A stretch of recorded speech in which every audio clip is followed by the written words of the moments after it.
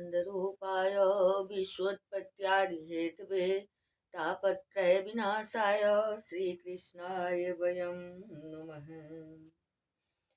यं प्रव्रजन्तमनुपेतमपेतकृत्यं द्वैपायनो विरहकातरयाजुहाव पुत्रेति तन्मयतया तर्वो विनेदोस्तं सर्वभूतहृदयं मुनिमानतोऽस्मि।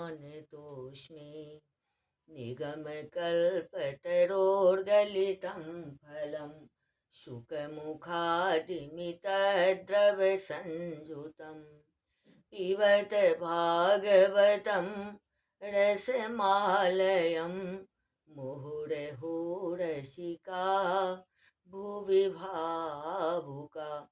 ओम नमो भगवते वासुदेवाय। ओम श्री परमात्मने नमः। ओम श्री परमात्मने नमः। ओम श्री परमात्मने नमः। मैं ममता शास्त्री सभी भक्तगणों का हार्दिक अभिनंदन करती हूँ। श्रीमद् भागवत महापुराण के 10वें स्कंद उत्तरार्ध में सप्ततितमोध्याय, जिसमें कि भगवान श्री कृष्ण की नित्यचर्या, जिसमें भगवान श्री कृष्ण की नित्यचर्या और उनके पास जरासंध के कैदी राजाओं के दूत का आना वर्णन किया गया है। श्री शुकवाच अथो सस्योपवृत्तायां कुक्कुटान् कुजतो शपन् गृहीतकण्ठ्यः पतिभिर्माधव्यो विरहातुराः। अथो सस्योपवृत्तायां कुक्कुटान् कुजतो शपन् गृहीतकण्ठ्यः पतिभिर्माधव्यो विरहातुराः। श्री सुखदेव जी कहते हैं, परीक्षित, जब सवेरा होने लगता, कुक्कुट यानी मुर्गे बोलने लगते, तब वे श्री कृष्ण पत्नियां, जिनके कंठ में श्री कृष्ण ने अपनी भुजा डाल रखी है, उनके बिछोह की आशंका से व्याकुल हो जाती और उन मुर्गों को कोसने लगती। वयांस्यरूरुवन् कृष्णं बोधयन्तीव वन्दिनः गायत्स्वलेष्वनिन्द्राणि मंदारवनवायुभिः। उस समय पारिजात की सुगंध से सुवासित भीनी भीनी वायु बहने लगती। भौरे ताल स्वर से अपने संगीत की तान छेड़ देते। पक्षियों की नींद उचट जाती और वे बंदी जनों की भांति भगवान श्री कृष्ण को जगाने के लिए मधुर स्वर से कलरव करने लगते। मुहूर्तं तं तो वैदर्भी नामृष्यदति शोभनं परिरंभनं विश्लेषात् प्रिय बाहुअंतरं गता। रुक्मिणी जी अपने प्रियतम के भुज पास से बंधी रहने पर भी आलिंगन छूट जाने की आशंका से अत्यंत सुहावने और पवित्र ब्राह्म मुहूर्त को भी असह्य समझने लगती थी। ब्राह्मे मुहूर्त उत्थाय वायुरस्पर्शस्य माधवः दध्यो प्रसन्न कर्ण आत्मानं तमसः परम्। ब्राह्मे मुहूर्त उत्थाय वायुरस्पर्शस्य माधवः दध्यो प्रसन्न कर्ण आत्मानं तमसः परम्।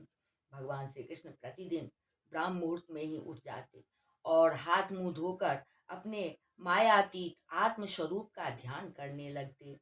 उस समय उनका रोम रोम आनंद से खिल उठता था। एकम स्वयं ज्योतिरनन्यमव्ययम् स्वसंस्थया नित्य निरस्त कल्मषम् ब्राह्माख्यमस्योद भवनाश हेतुभिः स्वशक्तिभिर्लक्षित भाव निर्वृतिम। परीक्षित, भगवान का वह आत्मस्वरूप स्वजातीय विजातीय और स्वगत भेद से रहित एक अखंड है, क्योंकि उसमें किसी प्रकार की उपाधि या उपाधि के कारण होने वाला अन्य वस्तु का अस्तित्व नहीं है और यही कारण है कि वह अविनाशी सत्य है।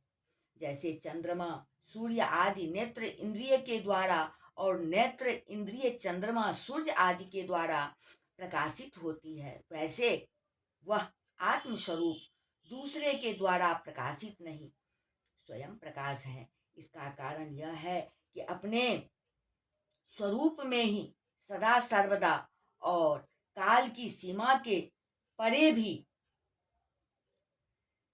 एक रस स्थित रहने के कारण अविद्या उसका स्पर्श भी नहीं कर सकती। इसी से प्रकाश भाव उसमें नहीं है। जगत की उत्पत्ति, स्थिति और नाश की कारणभूता ब्रह्म शक्ति, विष्णु शक्ति और रुद्र शक्तियों के द्वारा केवल इस बात का अनुमान हो सकता है कि वह स्वरूप एक रस, सत्तारूप और आनंद स्वरूप है। उसी को समझाने के लिए ब्रह्म नाम से कहा जाता है। भगवान श्री कृष्ण अपने इसी आत्म स्वरूप का प्रतिदिन ध्यान करते। अथा प्लुप्तोऽम्भस्य मले यथा विधि क्रियाकलापं परिधाय वाससि चकार संध्योपगमादिसत्तमो हुतानलो ब्रह्म जजाप वाग्यतः। इसके बाद वे विधि पूर्वक निर्मल और पवित्र जल में स्नान करते, फिर शुद्ध धोती पहनकर दुपट्टा ओढ़कर यथाविधि नित्य कर्म संध्या वंदन आदि करते। इसके बाद हवन करते और मौन होकर गायत्री का जप करते। क्यों न हो, वे सत्पुरुषों के पात्र आदर्श जो हैं। उपस्यथाया कर्मुद्यन्तं तर्पयित्वात्मनः कला देवान् ऋषीन् पितॄन् वृद्धान् विप्रान् अभ्यर्च्य चात्मवान्। इसके बाद सूर्योदय होने के समय सूर्योपास्थान करते और अपने काल स्वरूप देवता, ऋषि तथा पितरों का तर्पण करते। फिर कुल के बड़े बूढ़ों और ब्राह्मणों की विधि पूर्वक पूजा करते। इसके बाद परम मनस्वी श्री कृष्ण दुधारू पहले पहल ब्याई हुई धेनुनां रुक्म श्रृंगीणां साध्वीनां मौक्तिकस्त्रजां पयस्विनीनां गृष्ठीनां सौबत्सानां सुवाससम्। ब्याई हुई बछड़ों वाली, पहले पहल ब्याई हुई बछड़ों वाली सीधी शांत गौं का दान करते। उस समय उन्हें सुंदर वस्त्र और मोतियों की माला पहना दी जाती। सिंग में सोना और खुरों में चांदी मढ़ दी जाती। ददोरूप्य खुराग्राणां क्षौमजीर्न तिलेसः ददोरूप्य खुराग्राणां क्षौमजीर्न तिलेसः अलंकृतेभ्यो विप्रेभ्यो बद्धम बद्धम दिने दिने। सिंग में सोना और खुरों में चांदी मर दी जाती। वे ब्राह्मणों को वस्त्र आभूषणों से सुसज्जित करके रेशमी वस्त्र, मृग चर्म और तील के साथ प्रतिदिन 13,084 गौएं इस प्रकार दान करते। गो विप्र देवता वृद्ध गुरुन् भूतानि सर्वशः नमस्कृत्यात्म संभूतिर मंगलानि समस्पृशत। तदंतर अपनी विभूति रूप गौ, ब्राह्मण, देवता, कुल के बड़े बूढ़े, गुरुजन और समस्त प्राणियों को प्रणाम करके मांगलिक वस्तुओं का स्पर्श करते। आत्मानं भूषयामास नरलोक विभूषणं वासोभिर्भूषणेष्वे ये दिव्यास्त्रगनुलेपने। परीक्षित, यद्यपि भगवान के शरीर का सहज सौंदर्य ही मनुष्य लोक का अलंकार है, फिर भी वे अपने पीतांबर आदि दिव्य वस्त्र, कौस्तुभ आदि आभूषण, पुष्पों के हार और चंदन आदि दिव्य अंगराग से अपने को आभूषित करते। अवेक्षाज्यम तथा दर्शम गोवृष द्विज देवता कामांश सर्ववर्णानां पौरान्तः पुरुषारिणां प्रदाप्य प्रकृति कामे प्रतुष्य प्रत्यनंदत। इसके बाद वे घी और दर्पण में अपना मुखारविंद देखते, गाय बैल ब्राह्मण और देव प्रतिमाओं का दर्शन करते, फिर पूर्वासी और अंतःपुर में रहने वाले चारों वर्णों के लोगों की अभिलाषाएं पूर्ण करते और फिर अपनी अन्य प्रजा की कामना पूर्ति करके उसे संतुष्ट करते और इन सबको प्रसन्न देखकर स्वयं बहुत ही आनंदित होते। संविभज्याग्रतो विप्रान् स्त्रकताम्बूलानुलेपने सुहृदः प्रकृतार्तेर्दारानुपायन्त ततः स्वयं। वे पुष्पमाला, तांबूल, चंदन और अंगराग आदि वस्तुएं पहले ब्राह्मण, स्वजन संबंधी, मंत्री और रानियों को बांट देते और उनसे बची हुई स्वयं अपने काम में लाते। तावत् सुतौ पानीयस्यन्दनं परमाद्भुतं सुग्रीवाद्यैर्हयैर्युक्तं प्रणयाम्यावस्थितोऽग्रतः। भगवान यह सब करते होते तब तक दारुक नाम का सारथी सुग्रीव आदि घोड़ों से जुता हुआ अत्यंत अद्भुत रथ ले आता और प्रणाम करके भगवान के सामने खड़ा हो जाता। गृहीत्वा पाणिना पाणी सारथेस्तमथारुहत सात्यक्योद्धव संयुक्तः पूर्वाद्रेमिव भास्कर। इसके बाद भगवान श्री कृष्ण सात्यकी और उद्धव जी के साथ अपने हाथ से सारथी का हाथ पकड़कर रथ पर सवार होते, ठीक वैसे ही जैसे भुवन भास्कर भगवान सूर्य उदयाचल पर आरूढ़ होते हैं। इक्षितो अंतःपुरस्त्रीणां सौब्रेड प्रेम वीक्षिते प्रेक्षाद विसृष्टो निर्गाजात हासो हरन मनः।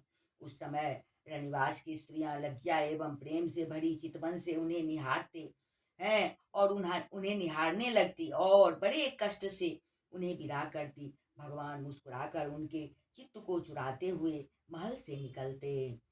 सुधर्माख्यां सभां सर्वैर्वृष्णिभिः परिवारितः प्राविशद यन्निविष्टाणां नौस्तत्यङ्गसडुर्मयः।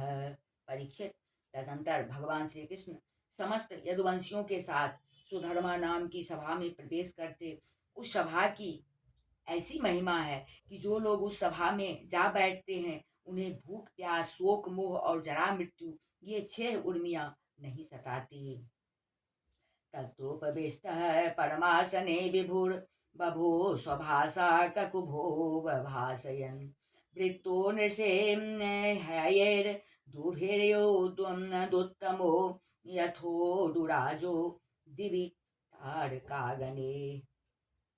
इस प्रकार भगवान श्री कृष्ण सब रानियों से अलग अलग विदा होकर एक ही रूप में सुधर्मा सभा में प्रवेश करते और वहां जाकर श्रेष्ठ सिंहासन पर विराज जाते। उनकी अंग कांति से दिशाएं प्रकाशित होती रहती। उस समय यदुवंशी वीरों के बीच में यदुवंश शिरोमणि भगवान श्री कृष्ण की ऐसी शोभा होती जैसे आकाश में तारों से घिरे हुए चंद्रदेव शोभायमान होते हैं।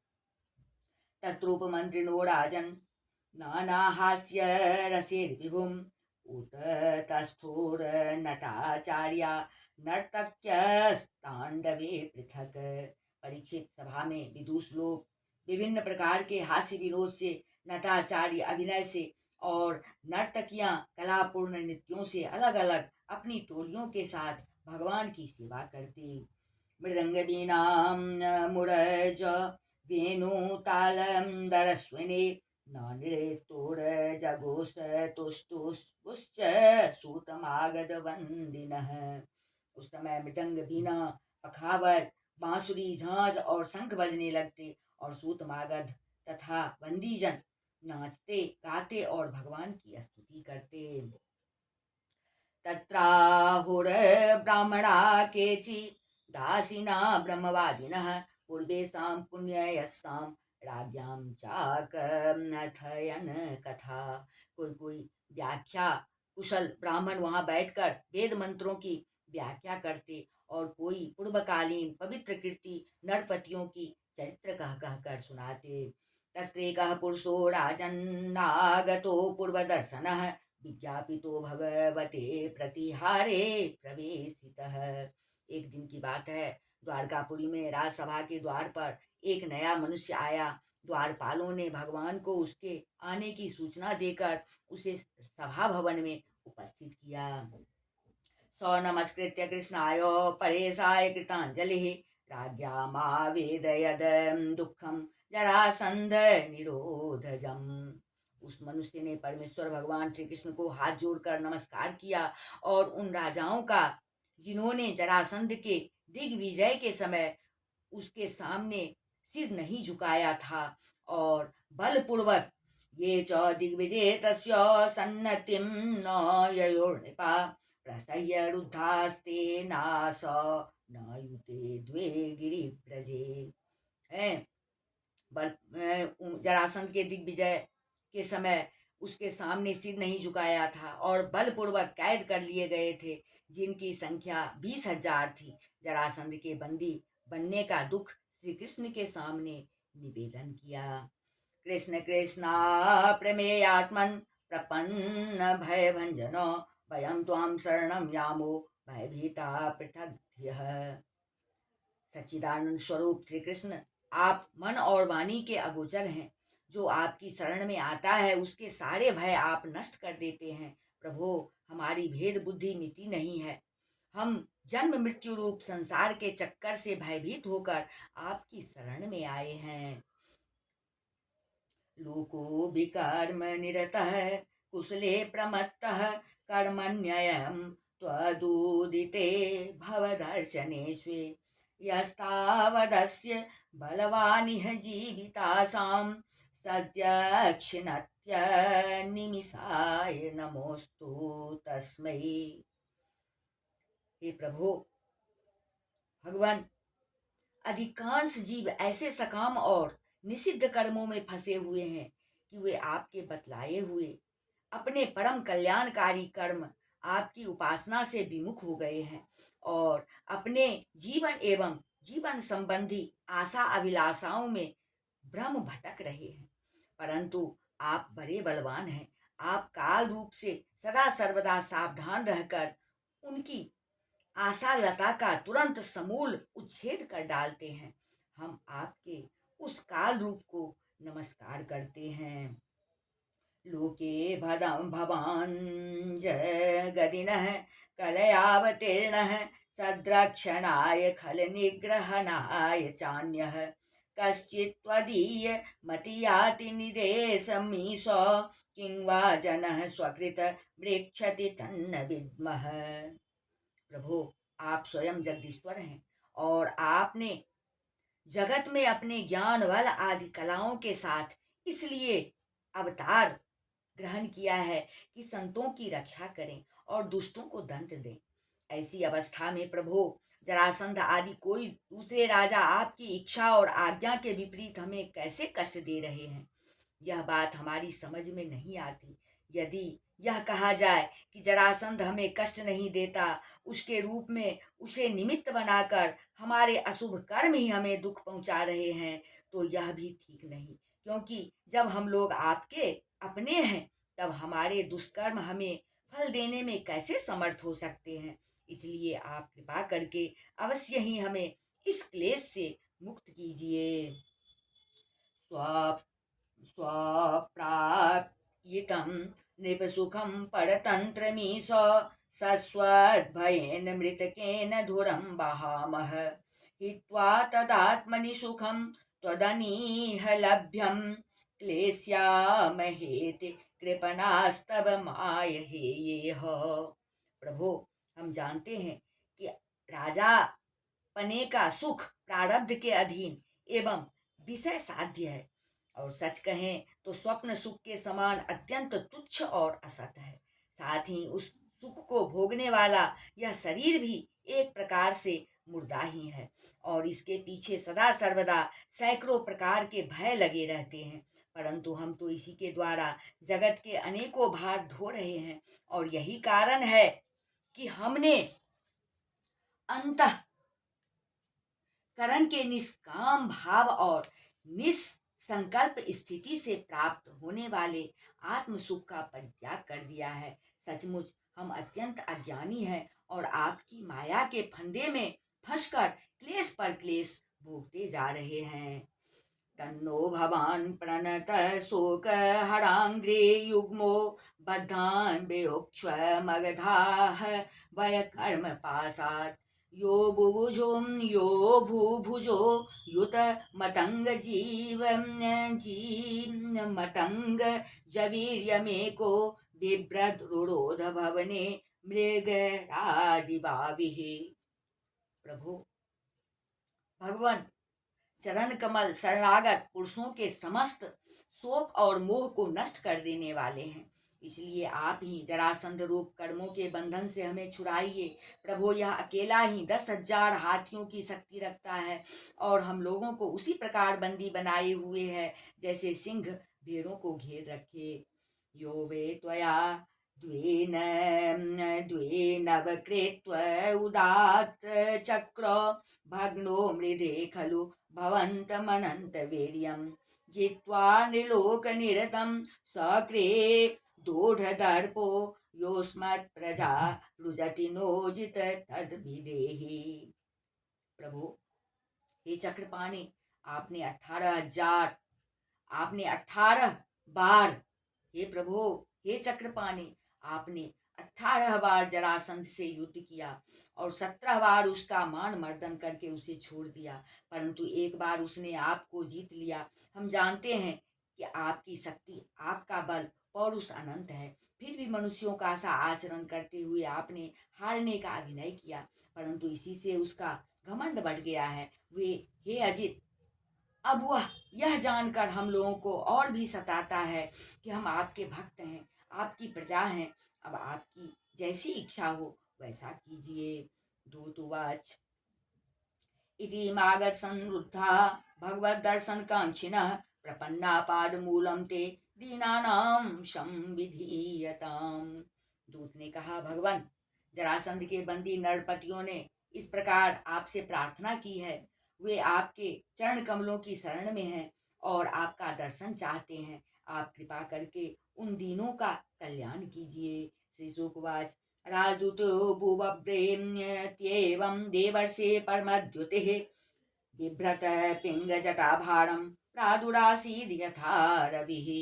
श्री सुखदेव जी कहते हैं, परीक्षित, राजाओं का दूत इस प्रकार कह ही रहा था कि परम तेजस्वी देवर्षि नारद जी वहां आ पहुंचे। उनकी सुनहरी जटाएं चमक रही थी। उन्हें देखकर ऐसा मालूम हो रहा था मानो साक्षात भगवान सूर्य ही उदय हो गए हो। तम दृष्ट्वा भगवान कृष्णः सर्वलोकेश्वरेश्वरः भवन्द उत्थितः शेषनाग ससभ्यः सानुगो मुदा। ब्रह्मा आदि समस्त लोकपालों के एकमात्र स्वामी भगवान श्री कृष्ण उन्हें देखते ही सभासदों और सेवकों के साथ हर्षित होकर उठ खड़े हुए और सिर झुकाकर उनकी वंदना करने लगे। सभा जयित्वा विधिवत कृतासन परिग्रहं बभासे सुनृतेर्वाक्ये श्रद्धया तर्पयन् मुनिम।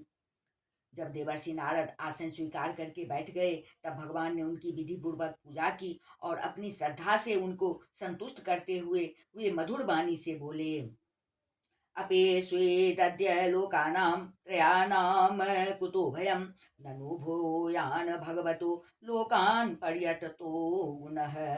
देवर्षि, इस समय तीनों लोकों में कुशल मंगल तो है ना? आप तीनों लोकों में विचरण करते रहते हैं, इससे हमें यह बहुत बड़ा लाभ है कि घर बैठे सबका समाचार मिल जाता है। नहीं ते अविदितं किंचिल लोकेश्वीश्वर कर्तुषु अथ पृच्छामहे युष्मान् पांडवानां चिकीर्षितम्।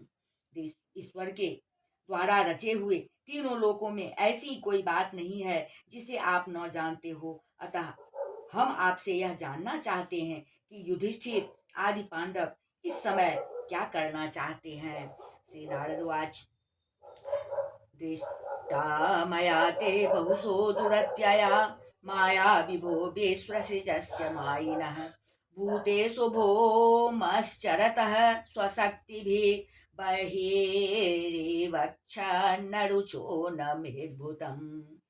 देवर्षि नारद ने कहा, सर्वव्यापक अनंत आप विश्व के निर्माता हैं और इतने बड़े मायावी हैं कि बड़े बड़े मायावी ब्रह्मा जी आदि भी आपकी माया का पार नहीं पा सकते। प्रभु, आप सबके घट घट में अपनी अचिंत्य शक्ति से व्याप्त रहते हैं।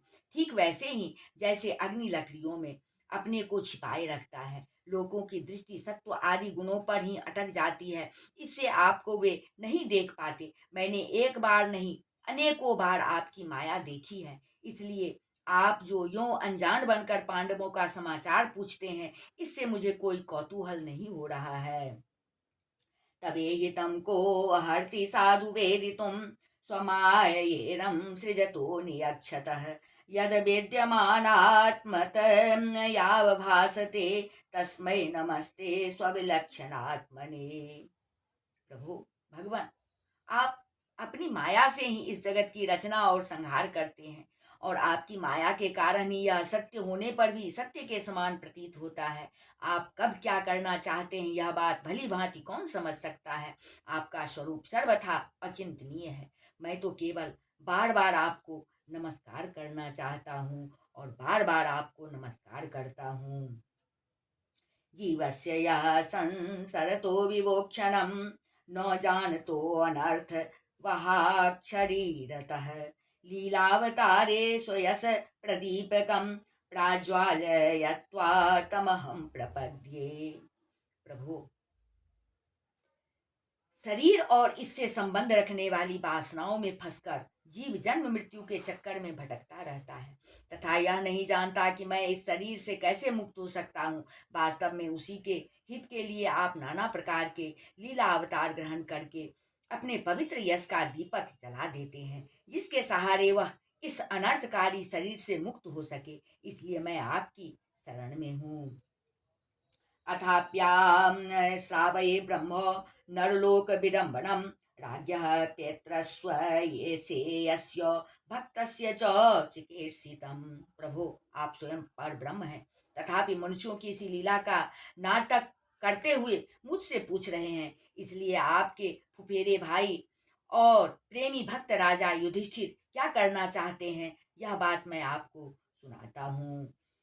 यक्षते यक्षते त्वां मुखेन्द्रेण राजसूयेन पाण्डवः पारमेष्ठ्य कामो नृपतेस्तद भावाननुमोदताम्। इसमें संदेह नहीं कि ब्रह्मलोक में किसी को जो भोग प्राप्त हो सकता है वह राजा युधिष्ठिर को यही प्राप्त है। उन्हें किसी वस्तु की कामना नहीं है, फिर भी वे श्रेष्ठ यज्ञ राजसूय के द्वारा आपकी प्राप्ति के लिए आपकी आराधना करना चाहते हैं। आप कृपा करके उनकी इस अभिलाषा का अनुमोदन कीजिए। तस्मिन् देव क्रतुवरे भवन्तं वे सुरादयः दिदृक्षवः समेष्यन्ति राजानस्य यशस्विनः। भगवान, उस श्रेष्ठ यज्ञ में आपका दर्शन करने के लिए बड़े बड़े देवता और यशस्वी नरपतिगण एकत्र होंगे। श्रवणात् कीर्तनात् ध्यानात् पूयन्ते अन्ते वसायिनः तब ब्रह्ममयस्येष किमुक्तेच्छाभिमर्शिनः। प्रभु, आप स्वयं विज्ञान नंद घन ब्रह्म हैं। आपके श्रवण कीर्तन और ध्यान करने मात्र से अत्यंत अनत्यज भी पवित्र हो जाते हैं। फिर जो आपका दर्शन और स्पर्श प्राप्त करते हैं उनके संबंध में तो कहना ही क्या है। यस्यामलं दिव्यसः प्रथितं रसायां भूमोचते भुवन मंगल दिग्विधानम् मंदाकिनीति दिवि भोगवतीति चाघो गंगेति चेह चरणाम्बु पुनाति विश्वम्। त्रिभुवन मंगल आपकी निर्मल कीर्ति समस्त दिशाओं में छा रही है तथा स्वर्ग पृथ्वी और पाताल में व्याप्त हो रही है। ठीक वैसे ही जैसे आपकी चरणामृत धारा स्वर्ग में मंदाकिनी, पाताल में भोगवती और मर्त्यलोक में गंगा के नाम से प्रवाहित होकर सारे विश्व को पवित्र कर रही है। शेषोपवाच तत्र ते स्वं ते स्वात्मपक्षे स्व गृह्णत्सो बीजिगीषया वाचः पेशे स्मयन् भूभृत्य मुद्धवं प्राह केशव। श्री सुखदेव जी कहते हैं, परीक्षित, सभा में जितने यदुवंशी बैठे थे वे सब इस बात के लिए अत्यंत उत्सुक हो रहे थे कि पहले जरासंध पर चढ़ाई करके उसे जीत लिया जाए। अतः उन्हें नारद जी की बात पसंद न आई। तब ब्रह्मा आदि के शासक भगवान श्री कृष्ण ने तनिक मुस्कुराकर बड़ी मीठी वाणी में उद्धव जी से कहा। श्री भगवान वाच, त्वं हीनः परमं चक्षुः सुहृन्मन्त्रार्थ तत्त्वविद् तथात्र ब्रूह्यनुष्ठेयं श्रद्धम्मः करवाम तत्। भगवान श्री कृष्ण ने कहा, उद्धव, तुम मेरे हितैषी सुहृद हो, शुभ सम्मति देने वाले और कार्य के तत्व को भली भांति समझने वाले हो, इसलिए हम तुम्हें अपना उत्तम नेत्र मानते हैं। अब तुम ही बतलाओ कि इस विषय में हमें क्या करना चाहिए।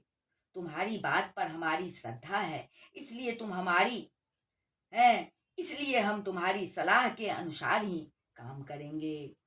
इत्योमापमन्त्रितो भर्त्रा सर्वज्ञेनापि मुग्धवत् निदेशं शिरसाधाय उद्धवः प्रत्यभासत।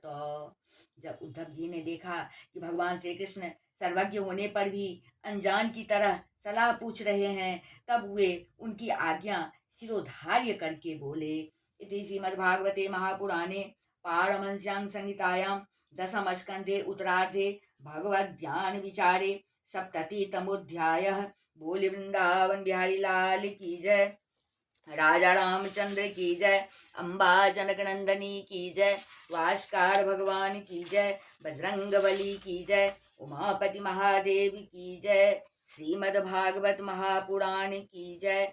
बोलिए सब संतन की जय। जय जय श्री राधे।